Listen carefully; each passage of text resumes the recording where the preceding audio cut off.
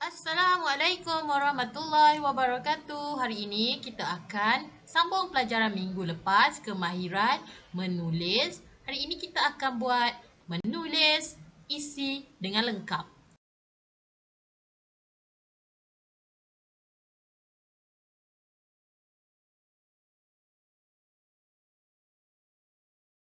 Baiklah, untuk pelajaran hari ini, anak-anak boleh rujuk buku teks muka surat 47, langkah-langkah memupuk perpaduan.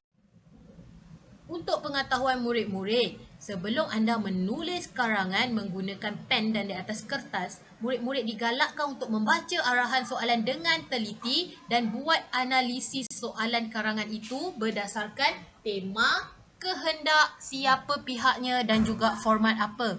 Contohnya, kalau soalan minta cara-cara menguruskan badan, tak adalah anda buat manfaat-manfaat kuruskan badan ataupun kesan-kesan kuruskan badan.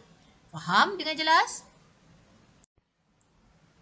Berdasarkan buku teks muka surat 47, kita boleh analisis. Temanya ialah tema perpaduan, kehendak soalan ialah langkah-langkah memupuk perpaduan, pihaknya ialah diri, keluarga, masyarakat, sekolah, kerajaan dan media massa, format tiada. Tip peperiksaan jika soalan usaha atau langkah atau peranan pelbagai pihak, gunakan teknik dikemasin. Apa itu dikemasin? D untuk diri, ke untuk keluarga atau ibu bapa, ma untuk masyarakat, se untuk sekolah, ne untuk negara atau kerajaan. Anda juga ada tambahan isi iaitu pihak media massa seperti media cetak, media elektronik dan juga media sosial. Ingat lagi tak anak-anak tentang teknik dikemasin untuk soalan, langkah-langkah atau peranan pelbagai pihak? Okey, untuk diri, anda boleh keluarkan untuk mencari isi ialah saya akan menyokong, saya akan menyertai program atau kempen, saya akan mengajak rakan ataupun saudara mara, atau saya akan menjadi suri teladan kepada rakan sebaya, dan yang keempat, saya perlu bekerjasama dengan pihak sekolah atau pihak kerajaan atau pihak NGO.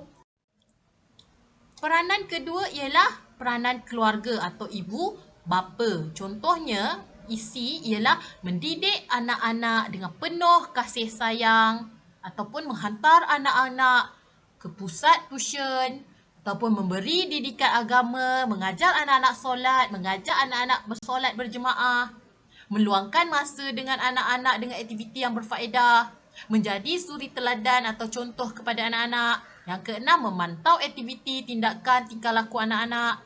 Dan yang ketujuh, menjaga kebajikan anak-anak atau menjaga kesihatan, pendidikan, tempat tinggal dan keperluan asas.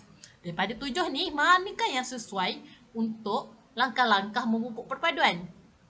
Menjadi suri teladan kepada anak-anak. Pihak yang seterusnya ialah pihak masyarakat.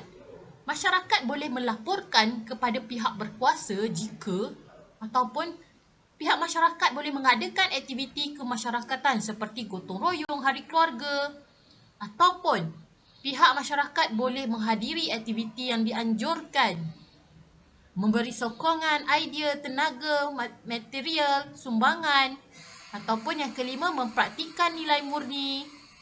Yang keenam, berkongsi kepakaran dalam sesuatu bidang. Nombor tujuh, menggerakkan pertubuhan sosial seperti rela, rukun tetangga, rakan muda, semarak. Dan yang terakhir, mengamalkan prinsip rukun negara dalam kehidupan. Okey, daripada ni, mana yang sesuai untuk perpaduan? Bagi saya, poin nombor 2 dan juga nombor 7. Mengadakan aktiviti kemasyarakatan seperti hari gotong royong, hari raya perdana ataupun hari keluarga, dan juga menggerakkan pertubuhan rukun tetangga. Okey, yang ini pula peranan sekolah.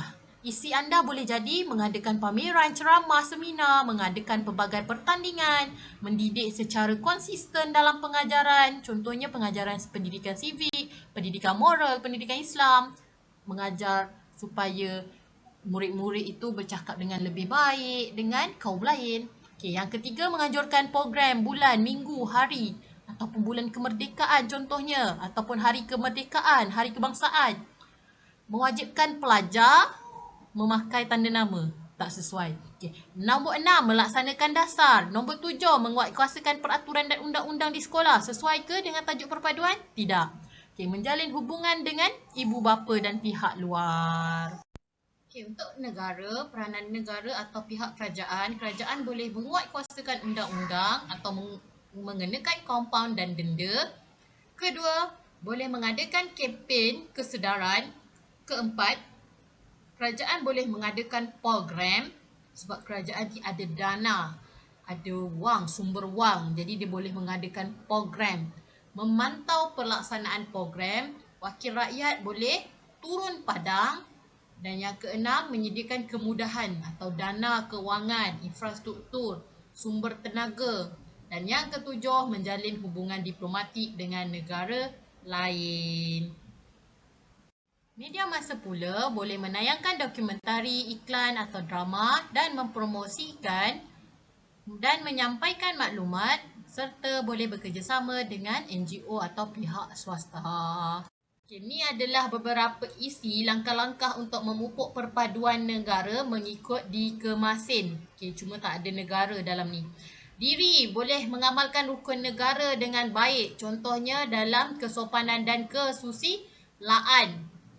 Dan diri sendiri juga perlulah mengelak provokasi ataupun kata-kata yang boleh mengguriskan pihak lain.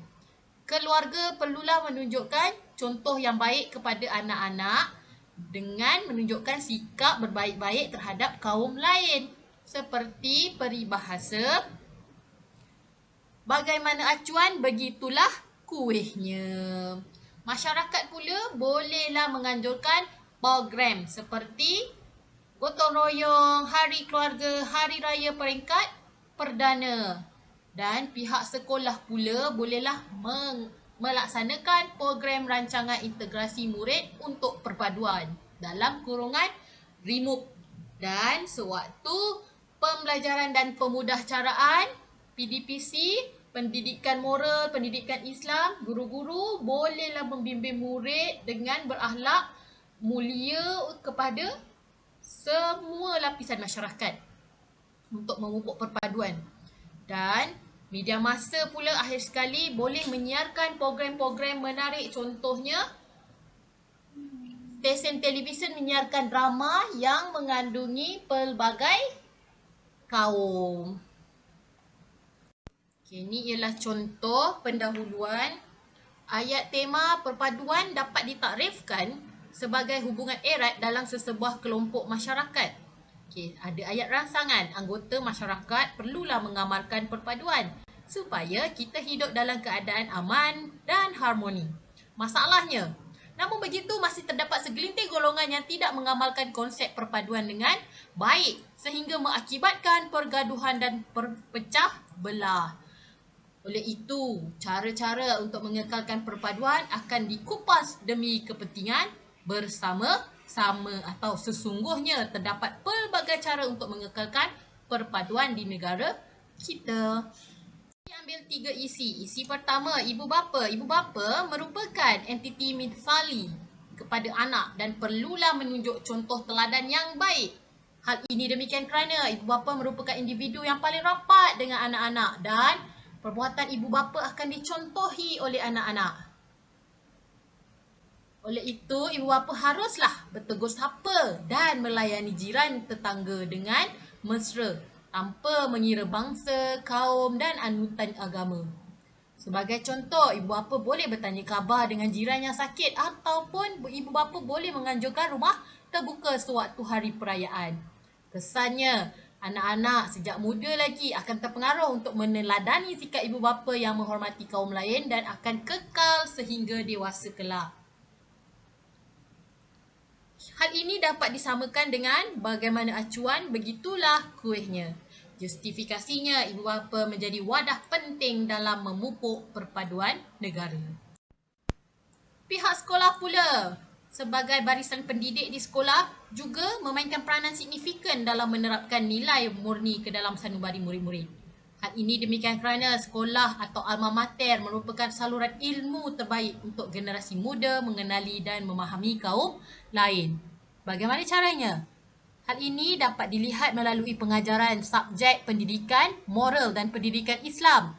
Barisan pendidik dapat memberikan bimbingan dan nasihat yang berterusan untuk membentuk sahsiah positif dalam para murid supaya mereka mempunyai kesedaran dan memupuk perpaduan. Selain itu, program rancangan integrasi murid untuk perpaduan yang dilaksanakan di sekolah dapat membentuk perpaduan antara kaum di sekolah. Sebagai contoh, program sambutan Hari Kebangsaan yang melibatkan aktiviti pelbagai kaum.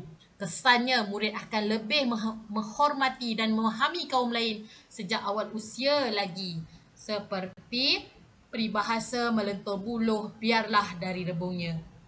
Jelaslah bahawa sekolah merupakan medium untuk menyalurkan perpaduan negara. Media massa pula boleh menyiarkan program menarik dan mempunyai mesej dan informasi tentang perpaduan. Hal ini demikian kerana dalam konteks mengukuhkan perpaduan, media massa seharusnya digunakan dengan sebaik-baiknya untuk menyebarkan mesej dan informasi positif tentang kepentingan bersatu padu. Caranya, dengan stesen penyiaran tempatan boleh menyiarkan program yang berunsur perpaduan dan mempunyai pelakon yang berbilang bangsa. Siaran program sudah pasti dapat menerapkan nilai perpaduan dalam jiwa masyarakat secara berunsur-unsur, terutamanya jika unsur hiburan turut diselitkan dalam program tersebut. Kita dapat tonton program seperti ini biasanya pada bulan kemerdekaan.